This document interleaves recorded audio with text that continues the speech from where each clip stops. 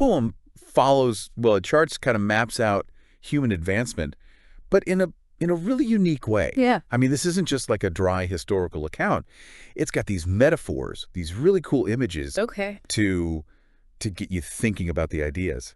Like how we went from, basic tools, stones and bones, as the poem puts it, Great, stones and bones. to exploring the universe. Well, what I find really interesting is that the poem itself, the way it's written, it's kind of like it embodies this idea of progress. Oh, yeah. Yeah, like the language it uses, the way it's structured, it all builds, it gets faster, just like the advancements it's describing. I love that. Yeah. And that's so clear right from the beginning, Mm-hmm. where it contrasts those early humans with humans who came a little later, like the Mesolithic period. Yeah. And it wasn't super fast progress, but they were setting the stage, wouldn't you say? Absolutely. They were laying the groundwork. Yeah. And the poem, it actually highlights this huge turning point, which is when social cohesion and farms emerged. Okay. And that shift to, settled agriculture. I mean, it was massive. What a view. Yeah. I mean, suddenly you've got these larger communities, right? And people are developing specialized skills. That's right. They've got surplus food, which means they have the time and the resources to start,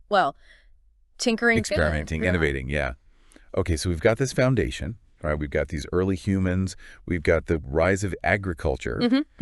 And then the poem jumps to beast-wheeled transport and arms. Okay. Bronze. Bronze, right? And how that just kicked off this whole new era. It did. And it wasn't just about, like, the practicality. Right.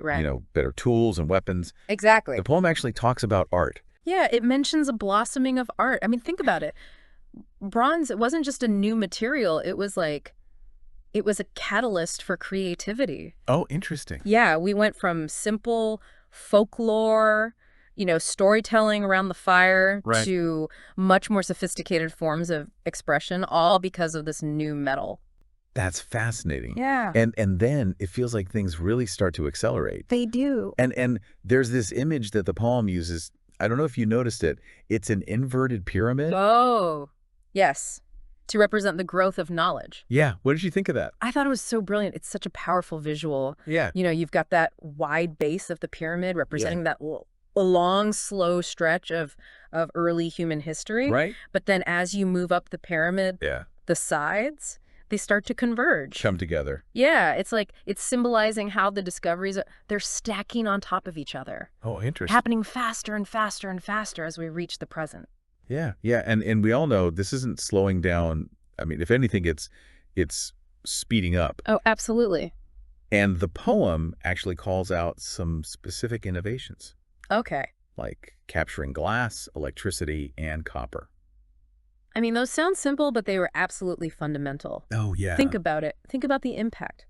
Glass for lenses, for windows, revolutionizing how we see the world. Completely. Electricity. I mean, think about what electricity did. It completely transformed our lives. Totally. Copper for wiring, allowing for communication and connection like we'd never seen before. Yeah. I mean, the poem even gets a little playful with it, talking about the silica market becoming a whopper. Right. It's like a nod to just how impactful those seemingly simple discoveries were.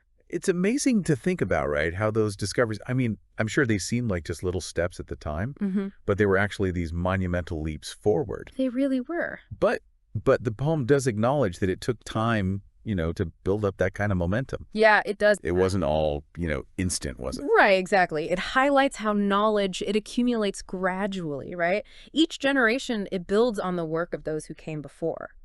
It's less like an explosion and more like this steady burn that eventually ignites this incredible fire of innovation. And the poem doesn't stop there. I mean, it ends on this incredibly optimistic note. It does. It's a very hopeful ending. It says, mental evolution mysteries will yield wonders. Yeah. It's almost like it's saying the best is yet to come. Oh, definitely. So what do you make of that line? Well, that line, to me, I think that's where the poem really moves beyond just being, a historical account. Yeah.